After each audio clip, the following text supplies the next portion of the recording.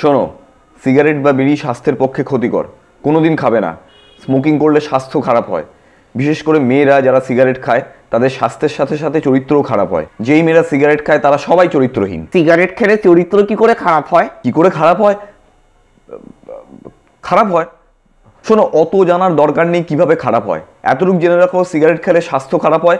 বিশেষ করে মেয়েরা যারা সিগারেট খায় তাদের স্বাস্থ্যের সাথে সাথে চরিত্রও খারাপ হয়। কিন্তু তোমার মুখ থেকে যে রোজ সিগারেটের গন্ধ পাই। আমি বড়, আমি খেতেই পারি, কিন্তু তুমি ছোট, তুমি খাবে না। ও, তাহলে কি আমিও বড় হয়ে সিগারেট খেতে পারি? না, একদম না, একদম খাবে না। কিন্তু তুমি তো বললে তুমি বড়, তাই খেতেই পারো। হ্যাঁ, কিন্তু তুমি খেতে পারো না, আমি মানা করেছি তাই।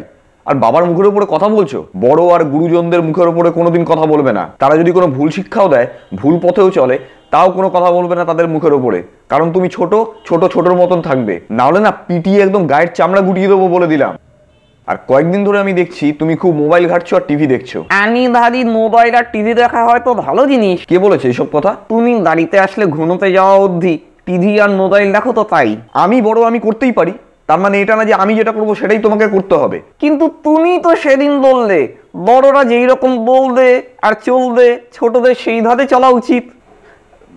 হ্যাঁ, কিন্তু তা বলে সবকিছু অনুসরণ করার দরকার নেই। আমি মোবাইল আর টিভি দেখি বলে তোমাকেও দেখতে হবে তার কোনো মানে নেই। তুমি তো বইও পড়তে পারো, কত কিছু জানার আছে, শেখার আছে। তাহলে বই পড়া ভালো হলে তুমিও বই পড়ো না কেন?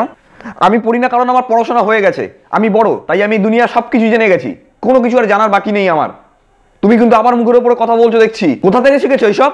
আর কয়েকদিন ধরে দেখছি বাজে বাজে তুমি খুব চিৎকার করে কথা বলছো।